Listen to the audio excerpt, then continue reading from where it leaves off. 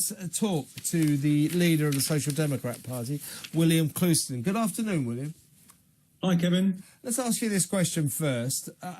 Is there anything wrong with Boris Johnson, former Prime Minister, still, of course, the MP for Uxbridge? Is there anything wrong with him taking a little time out from his parliamentary duties to nip off and make a speech for 250,000 quid or something? Is that okay? I mean, it's not illegal to do it, Kevin, is it? And it's not. I mean, you know, if people are going to pay him, you know, these sort of sums, he's going to take it. But the wider public in a cost of living crisis and his constituents in Uxbridge are going to be perturbed about it. And actually, I don't think you can stop them doing it if it's not illegal. But what I'd love to hear is a case of someone giving a speech and donating a sum of this kind to charity. Why doesn't he do that? Indeed, and you've got the big wigs on this circuit. You have Bill Clinton, who at one point, I don't know what he charges now, but I know he was charging $250,000 for a half-hour speech, 20-minute speech, that kind of thing. Tony Blair, at one point, I think he was once offered like £450,000 to make a single speech. I'm not sure he did it in the end, but Blair too charges a fortune to appear. It's often these business conventions, it's companies getting together with all the executives. I've been to a couple myself, but this is the one that shocks me, I would say. It's Theresa May. She got £160,000 from JP Morgan for 2 speeches, £128,000 for 1 speaking engagement, and she got £404,000, nearly £405,000 for 6 engagements with the Cambridge Speaker Series in Ross, California. And she got £110,000 for speaking to the Danish Bar and the Law Society. I mean, I suppose a fool and his or her money are easily parted, but, you know, didn't Trump have a point when he said I'd pay her $100,000 not to speak? Yeah, I mean that's up to the speaker, the hosts. They can pay these sums, but it is. I make the point again. I think Boris Johnson declared 9 hours for one of his speeches, which he got about £275,000 for. That equates to about £31,000, roughly an hour. That's the average wage in this country, and it's going to raise eyebrows. People are going to look at it and say, well, you know, heaven's sake, why don't you give some of this to charity? There is a wider problem, though, Kevin, of what we do with ex-prime ministers or top officials, and I think we do need to think about that. Tony Blair has this Tony Blair Institute, which he's set up. Apparently, the annual budget for that is about £66 million. I mean, that makes it more influential because what it does is it spends all its time lobbying. It's opened an office in Brussels, I understand, and it lobbies and it's influential. No one voted for it, Kevin. Yeah, that is interesting. I mean, are former prime ministers a kind of problem? I mean, when you get somebody, well, Theresa May, of course, she's not going anywhere. She's now the member for Maidenhead or whatever she is. And also Boris Johnson says he's going to stay as well. I mean, is there a sort of unspoken word that everyone will prefer it if former prime ministers like David Cameron just disappeared from the parliamentary scene? Is that what I think current prime ministers would rather like it? I think they have to be aware of their responsibility to the office and not bringing the office down. And, you know, there's a sort of dignity question. I suspect what Boris Johnson is doing is edging his way, because he wants to make a lot of money, into the entertainment industry. And some people would argue his type of politics has always had that sort of flavour to it. He couldn't resist cracking jokes and so on. I mean, a lot of the public, if you look at his record, don't find it particularly amusing. But they have to think about what they're doing. You know, I've said before, people like Matt Hancock, you know, who is a senior official, goes off and does. I think that brings politics into disrepute, and it makes it part of the entertainment industry. What people are looking for is serious people that are prepared to get things right, and we're not getting it, I'm afraid. And there is this sort of feeling. You're absolutely right, of course, William. You know, there is nothing legally wrong with these prime ministers, these former prime ministers, former senior politicians making lucrative speeches, getting offered lots and lots of money. And let's face it, who wouldn't, when offered 250 grand or something to make a 20-minute speech, say yes? You know, so yes, legally nothing wrong with it. But it does sort of cheapen politics a bit. You know, so Boris Johnson has not only made £1 million in 3-4 months.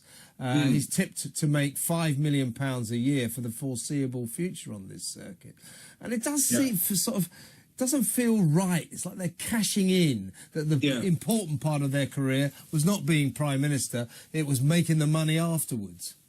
Yeah, I think people will see it that way. I mean, there's another thing which I haven't mentioned, which is the question of what you do with officials and senior officials.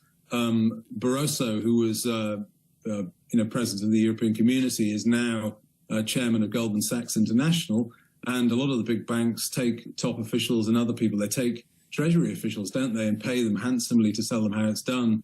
So there's a public interest question about that. But yeah, more broadly, I think there's just an attachment, Kevin, isn't there? You know, this is in a different world to most people. Most people are trying to bring enough money in to pay the mortgage, bring enough money in to put food on the table and keep the house warm. And they're struggling with that.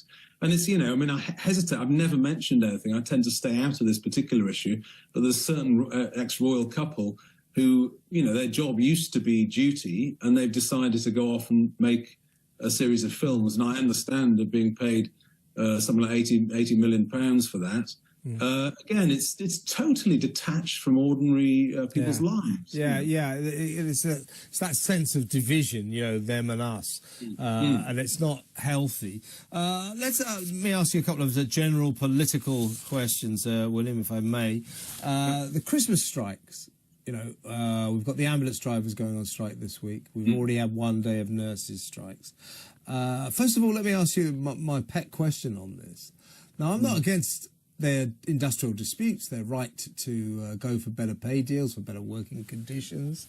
And I certainly think the nurses deserve a pay rise, a decent pay rise. Not 19%, that's a silly claim, it's a fantasy land stuff. But they deserve a decent pay rise. But my question to you is, these people, nurses and ambulance drivers, no matter what they say, oh, we've ensured that people won't die because of our industrial actions. They can't ensure that. And obviously, hospitals without any nurses or ambulance drivers are going to become pretty dangerous places for patients, particularly patients on the edge. People will die because of these industrial disputes. Do you think they should be ranked alongside coppers and servicemen, the armed forces, the army, and be banned legally from striking? I don't think we're there yet. I think to take away someone's right to strike is a very serious matter. But sorry to interrupt, Richard, but this is a right to strike that will cost lives. You know, that is an equation that I'm very uncomfortable with. No, I'm uncomfortable with it as well, and I think the nurse's claim is actually unreasonable in this particular case. But I think the National Review Body's offer is also unacceptable. I think they need to meet in the middle, actually. I think it's unfortunate. The timing of this is unfortunate because the National Review Body actually recommended much earlier this year, and we've got an inflationary surge, and we shouldn't be surprised that the nurses react to that. But I think to ask for an inflation plus of the magnitude they're asking for is, you know, a little bit odd. I think they're extending it a bit too far. Likewise, actually, funnily enough, Kevin, the RMT in the summer were requesting roughly 7%, and actually they really ought to snap their hands off for that, because we're now in inflation of, you know, 10 or 11 plus, and you know, things have tightened. But on the broader question, you're quite right that certain categories of employment, in state employment, are restricted from striking. Police and prison officers, for instance, can't strike. But if you go down that route with the nurses, you can't have a national pay body that offers in the region of 6% when you have inflation of 11. See what I mean? That can't be the case. You've got to compensate people if you take that right away. I don't think we're there. I think, and I agree. I mean, people.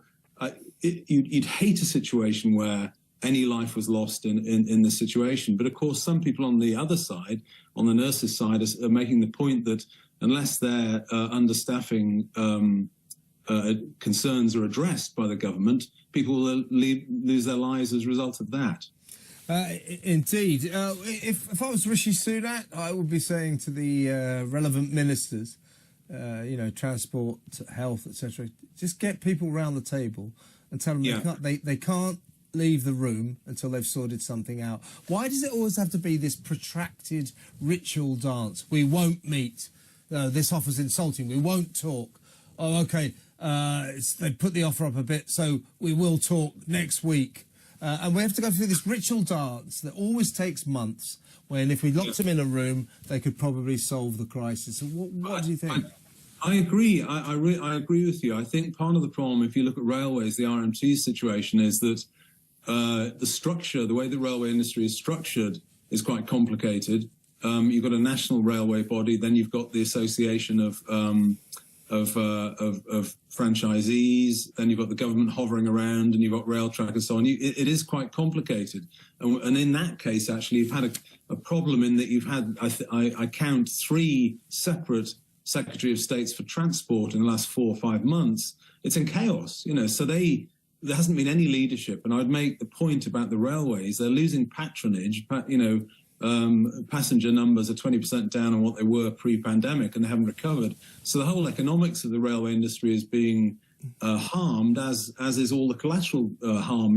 Hospitality industry, people can't get away for Christmas and things. So I just don't think it's worth it. I think the RMT asked for a below inflation claim in the summer, and they should have settled on that claim. That's my view. I supported their claim at the time, and I still support it. Yes, Mick Lynch is looking like a bit of an outrider at the moment. He's getting a bit rattled, and I was getting rattled with him yesterday because I had to do a 12-mile journey. It took me 3.5 hours because everyone was out yesterday because of the rail strike. So it's getting very annoying. Anyway, I mustn't keep you anymore, William, because I know as the leader of the Social Democratic Party, you've got to go and make another £500,000 speech. So I wouldn't want to stay. Wouldn't want to stay in the way of that. Great to talk to you, and a very Merry Christmas to you, William. William Clouston there, SDP leader. All-round good guy, I'm sure you agree. When we come back, your calls on all the issues we've been talking about. 0344 499 1000.